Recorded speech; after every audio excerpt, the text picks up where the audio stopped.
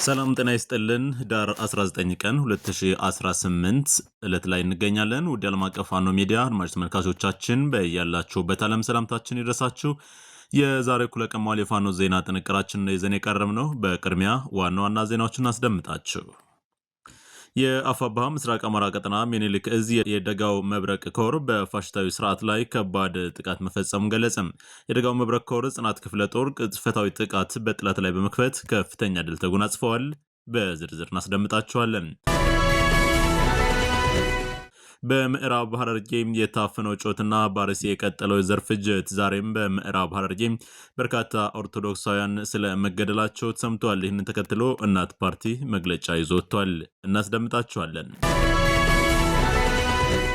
በጎጃም ግንባር የቢቡኝ ወረዳ ጊዜያዊ መንግስት ህዝባዊ ውይይት እንደቀጠለ ነው። ከህዝቡም ጋር የጋራ በሚያደርጓቸው አበይት ሁነቶች ዙሪያ ውይይት በማድረግ የጋራ መግባባት ስለመድረሳቸው ለማወቅ ተችሏል። እንመለከተዋለን።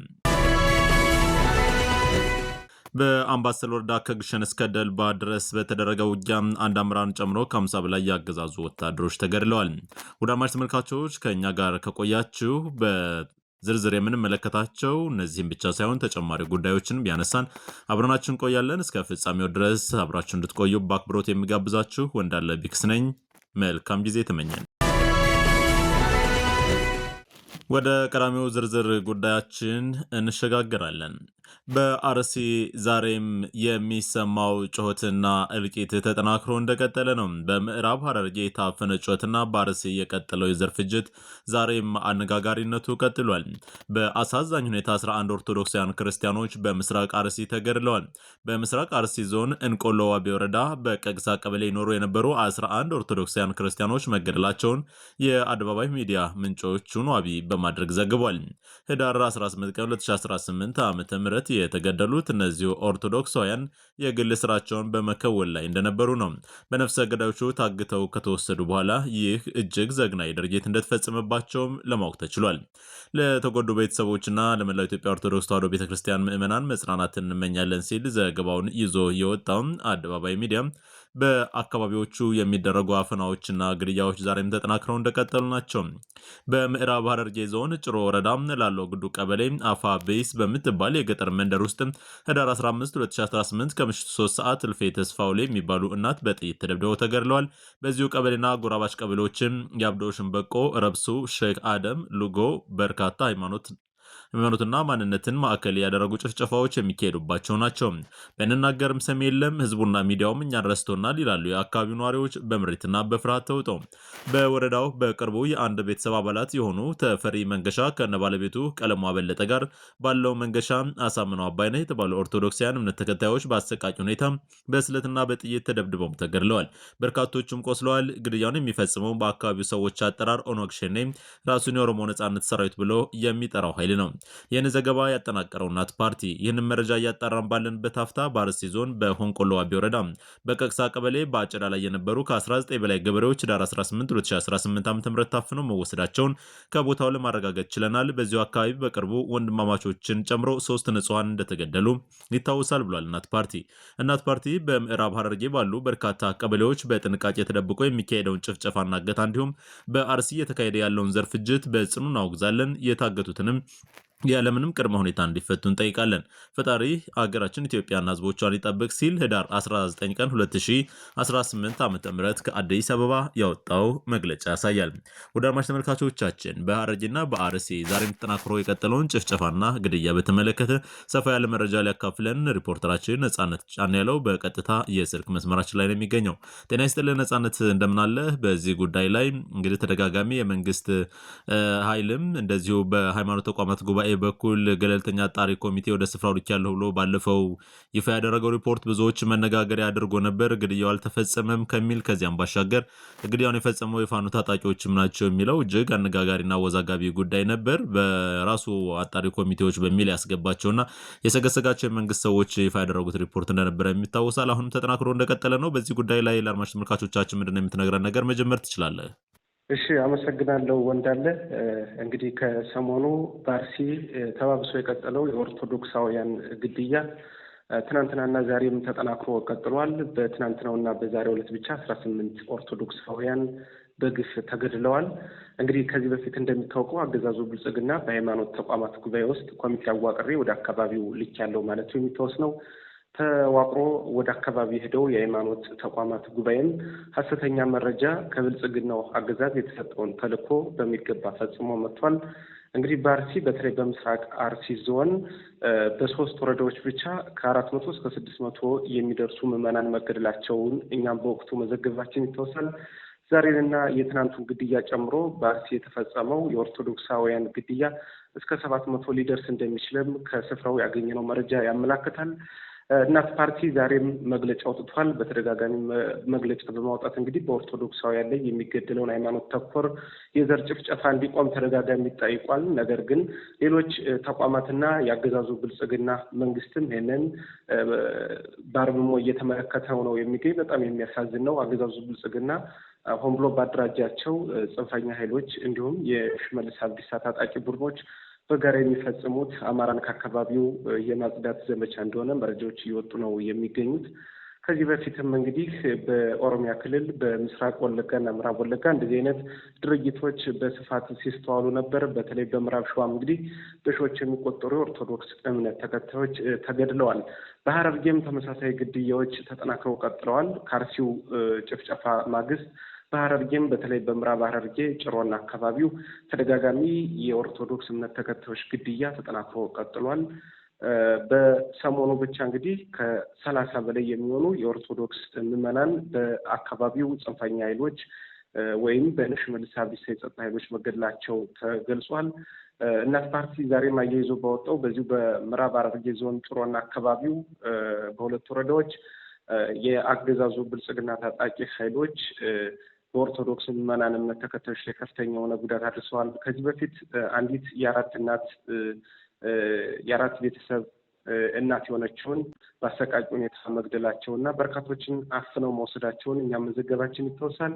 ታፍሰው የተወሰዱት የኦርቶዶክስ ምዕመናንም እንግዲህ ቀስ በቀስ እየተገደሉ በአካባቢውም የኦርቶዶክስ እምነት ተከታዮች ከአካባቢው እንዲጸዱ መንግስታዊ መዋቅር በሆነ መልኩ እየተሰራ እንደሆነ ነው የሚወጡት መረጃ የሚያመላክቱት። ከስፍራው እንዳረጋገጥ ነውም አሁንም በሐረርጌና በአርሲ ከፍተኛ የሆነ ስጋት እንዳለ ነው የአካባቢው ነዋሪዎች እየተናገሩ የሚገኙ። ድረሱልን ጥሪም በተደጋጋሚ ያሰምተዋል። የሚደርስላቸው አካል ባለማግኘታቸው አሁንም ጭፍጨፋው እንዲሁም ሃይማኖታዊ ተኮር ግድያው ተጠናክሮ ቀጥሏል። ዛሬም ቢሆን እንግዲህ ተጨማሪ የጸጥታ ኃይል ወደ አካባቢው እንዲገባ ጥያቄ ቢደረግም የብልጽግናው መንግስት ጉዳያችሁ የሚል መልስ እንደሰጣቸው ነው የአካባቢው ነዋሪዎች የተናገሩት። ነገር ግን የተለያዩ ጫጫታዎችና ውግዘቶች ሲበዙበት የሃይማኖት ተቋማት ጉባኤ በመላክ ያንንን የኦርቶዶክስ እምነት ተከታዮችን የዘር ጭፍጨፋ ለማስተባበል ሙከራ አድርጓል። ልክ የሃይማኖት ተቋማት ጉባኤን በሐሰት እንደላከው ተቋሙ የኢትዮጵያውያንን በተለይ የኦርቶዶክስ እምነት ተከታዮችን ግድያ ለማስቆም የጸጥታ ኃይል እንዲገባ ተደጋጋሚ ቢጠየቅም ይህን ግን መመለስ አልቻለም አገዛዙ ብልጽግና። ይባሱኑ ብሎ ሌሎችም የተደራጁ ታጣቂ ኃይሎች በከተማ አቅራቢያ እንዲቀመጡና በምሽት ይህንን ድርጊት እንዲፈጸሙ ተደርገዋል። በርካቶችም ከአብያተ ክርስቲያናት እየወጡ ነው የተገደሉት። እንግዲህ የሃይማኖት አገልጋይ አባቶች፣ ህጻናት፣ ሴቶችና ወጣቶች፣ አዛውንቶችም በዚህ የጥቃቱ ሰለባ መሆናቸው ይታወቃል። በሐረርጌ ዛሬም እንግዲህ የሆነው ከህጻናት እስከ አዛውንት የኦርቶዶክስ እምነት ተከታዮች ግድያ ተፈጽሟል። ሀብትና ንብረታቸው ወድሟል፣ ተቃጥሏል። ከዚህ በፊትም የተፈጸመው ነው። በኦሮሚያ ክልል የኦርቶዶክስ እምነት ተከታዮች ብሔር ተኮር ጭፍጨፋ እየተካሄደባቸው ነው የሚገኝ። እንግዲህ ላለፉት 30-40 ዓመታት በኦሮሚያ ክልል የአማራ ማህበረሰብ ዘር ተኮር ጭፍጨፋ እየተካሄደበት ቀጥሏል። ይህ ጥቁር ታሪክም እንግዲህ በትውልዱ የማይዘነጋ ቀጣይም የሚዘከር ሁኔታ ነው። ይህንን የአማራ ክልሉ ምስለኔ መንግስትን መጠየቃቸውንና ምላሽ ባለማግኘታቸው እንዳዘኑ በአካባቢውም እንግዲህ ራሳቸውን ለመከላከል ከዚህ በፊት ተደራጅተው ቢወጡም የሽመልስ አብዲሳና የአገዛዙ ምስለኔ ሀገር መከላከያ ሰራዊት በጋራ በመሆን በርካቶችን በማሰር በርካቶችን ደግሞ በመግደል ዛሬ በአገዛዙ ብልጽግና ጥምር ጦር ኃይል መንግስታዊ በሆነ መዋቅር እንዲጠፉ ተደርገዋል ማለት ነው። ከወለጋ ተምረው ትጥቅ አንግበው ሊወጡ ሲሉ እንግዲህ የአባ ገዳዎችና ሌሎችም የሃይማኖት አባቶች በአካባቢው ታጥቀው የወጡ ሰዎችን በሽምግልና መልኩ በመመለስ ዛሬ ላይ ግን እጃቸውን ተይዘው የፉጥኝ የኋላ ታስረው እንዲገደሉ ምክንያት ሆነዋል ማለት ነው። አሁንም የድረሱልን ጥሪ እያሰሙ ነው። እንግዲህ የዓለም አቀፉ ሰብአዊ ድርጅትም ወደዚህ አካባቢ ገብቶ የተጣራ የማጣራት ስራ ቢሰራ መልካም ነው የሚል ጥያቄዎችም ከማህበረሰቡ እየተነሱ ነው የሚገኙት። ግድያው ዛሬም ተባብሶ ቀጥሏል። አመሰግናለሁ። አራዱ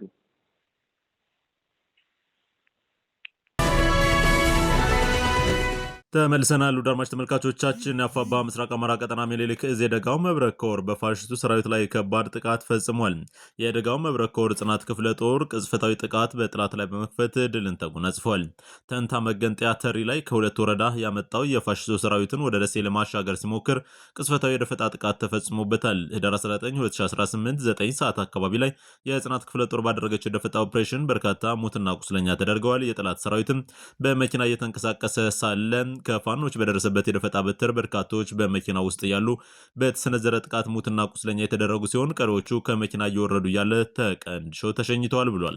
ከደላንታና ከተንታ ወረዳ በጥምረት አዋጥቶ ወደ ደሴ ሊያሳልፍ በነበረው የጠላት ሰራዊት ላይ ጽናት ክፍለ ጦር ፋኖች እጅን በአፍ የሚያስጭን ድልን ማስመዝገብ ችሏል።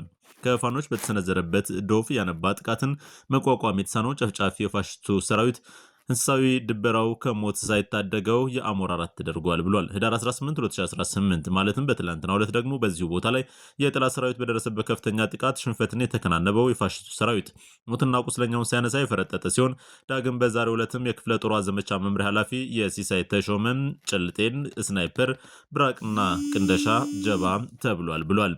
መዳረሻው ድልና ነጻነት የሆነው የአማራ ህዝብ የህልውና ተጋድሎ ተጠናክሮ ይቀጥላል ሲል መረጃውን ያጋራል። የደጋው መብረቅ ኮር የህዝብ ግንኙነት መምሪያን ዋቢ በማድረግ የዕዙ የህዝብ ግንኙነት መምሪያ ነው። በደቡብ አማራ መረጃችን እንቀጥላለን። ፋኖ በተቆጣጠራቸው ቀበሌዎች ህዝባዊ ውይይቶች ተጠናክረው ቀጥለዋል። የአማራ ፋኖ ብሔራዊ ኃይል ደቡብ አማራ ቀጠና ሳምን ዕዝ ከሰም ኮር ኃይለማርያም ማሞ ክፍለ ጦር በተቆጣጠራቸው አካባቢዎች ከማህበረሰቡ ጋር የተሳካ ውይይትን አካሂደዋል። ውይይቱም ከሀገረ ማርያም ከሰም ወረዳ ሾላ ከተማ 5 ኪሎ ሜትር ባልሞላ ቅርብ ርቀት የተካሄደ ነው። በሸዋ ከሰም ሀገረ ማርያም ወረዳ ካሉ 21 ቀበሌዎች ውስጥ የኃይለማርያም ማሞ ክፍለ ጦር 19 ቀበሌዎች ተቆጣጥሮ ያስተዳደረም ነው። ከተቆጣጠራቸው 19 ቀበሌዎች አንዱ በሆነው ጎርፎ ቀበሌ ማህበረሰቡን በመሰብሰብ በወቅታዊ ጉዳይ ላይ ውይይት አድርጓል። በማህበረሰቡ በኩል በርካታ ሀሳቦችና ጥያቄዎች ተነስተው የተሳካ ውይይት የተካሄደ ሲሆን ከማህበረሰቡ የተሰነዘሩ ሀሳቦችና ጥያቄዎች ተገቢ በመሆናቸው የማስተካከያ እርምጃ እንደሚወሰድም ክፍለ ጦሩ አስታውቋል። ከዚህ በፊት የነበሩ ክፍተቶችና የአሰራር ችግሮች እንዳይደገሙ ማህበረሰቡ ከፋኖ ጋር በመሆን አካባቢውን እንደሚያስከብር ስምምነት ላይ የተደረሰ ሲሆን በማህበረሰቡ በኩል የተነሱ ወቅታዊ ችግሮች እንዲፈቱና አፋጣኝ ምላሽ እንዲያገኙ ማህበረሰቡም ጠይቋል። የውሃ እጥረት ችግር እንዲቀረፍ፣ የሲቪል አስተዳደር እንዲቋቋም፣ በአገዛዙ አገልጋይ ሰራዊት ጉዳት የደረሰባቸው የህዝብ መገልገያ ተቋማት እንዲጠገኑ፣ ከፖለቲካ ነጻ የሆኑ እንደ ግብርና፣ ትምህርትና ሌሎችም ተቋማት ለማህበረሰቡ ተገቢው አገልግሎት እንዲሰጡ በማህበረሰቡ በኩል የተነሱ ጥያቄዎች ሲሆኑ ችግሮችና የተነሱ ጥያቄዎችን ለመፍታት በቁርጠኝነት እንደሚሰራ የአፋባህ ደቡብ አማራ ቀጠና ሳምነው ዕዝ ኃይለማርያም ማሞ ክፍለ ጦር አመራሮች ተናግረዋል። በውይይቱ የአፋባህ ደቡብ አማራ ቀጠና ሳምነው ዕዝ ኃይለማርያም ማሞ ክፍለ ጦር ዋና ሰብሳቢ አርበኛ ደመላሽ መንግስቴ፣ የኃይለማርያም ማሞ ክፍለ ጦር ሲቪል አደረጃጀት ኃላፊ አርበኛ ኢንጂነር እደገው ሽፈራው እንዲሁም የኃይለማርያም ማሞ ክፍለ ጦር ፖለቲካ ዘርፍ ኃላፊ አርበኛ መምህር ሄኖክ ጌትዬና የኃይለማርያም ማሞ ክፍለ ጦር ዋና ወታደራዊ አዛዥ አርበኛ መለስ ካሳይ ተገኝተው ከማህበረሰቡ ጋር የተሳካ ውይይት አካሂደዋል። ውይይቱ ጊዜያዊ የሲቪል አስተዳደር በመምረጥና በማደራጀት የተጠናቀቀ ሲሆን ውይይቱ በሌሎች ቀበሌዎችም ተጠናክሮ ይቀጥላል ሲል የኃይለማርያም ማሞ ክፍለ ጦር ህዝብ ግንኙነት መምሪያ ኃላፊ መረጃውን አድርሶናል። በዚሁ ከህዝብ ውይይቶች ጋር ወደ ተገናኙ ላይኛው መረጃ እንሸጋግራለን። በጎጃም የቢቡኝ ወረዳ ጊዜያዊ መንግስት ህዝባዊ ውይይቱን ቀጥሏል። የአፋባ ቴዎድሮስ ዕዝ 201ኛ ኮር 54ኛ ክፍለ ጦር የቢቡኝ ወረዳ ጊዜያዊ መንግስት በቢቡኝ ወረዳ ዋበል ከተማ ቀበሌ የሚገኙ የኋላ ደጀን ህዝባችን ጋር ሰፊ ውይይት አካሄደናል ብለዋል። ህገወጥ ግንባታና የመሬት ወረራ፣ የቀበሌ ጸጥታና የቀበሌ መሰረተ ልማት ስራዎችን በተመለከተ የኋላ ደጀኑ ህዝባችን በቅርብ ቀን በተዋቀረው ጊዜያዊ መንግስት አደረጃጀቶች በመካተት የአማራን ህዝብ የህልውና ትግል ላይ ዛሬም እንደ ትናንቱ እንዲሳተፍ ተደርጓል ብሏል። ክፍለ ጦሩ በቢቡኝ ወረዳ የዋበል ቀበሌ ከማህበረሰቡ ጋር ሰፊ ውይይት በማካሄድ የተመረጡት አመራሮች ቃለ መሐላ በመፈጸምና በውይይት በማድረግ የአማራ ህዝብ ወቅታዊ ትግል እንቅስቃሴ ያለበትን ሁኔታ በተመለከተ ሰፊ የፖለቲካ ግንዛቤ ተሰጥቷል። መጨረሻውም የዋበል ቀበሌ ማህበረሰቡ በሚያምንባቸው ሰዎችን መርጦ የአደረጃጀት መዋቅርን ሰርቷል ሲል የቴዎድሮስ 201ኛ ኮር የህዝብ ግንኙነት ክፍል ያደረሰን መረጃ ያሳያል።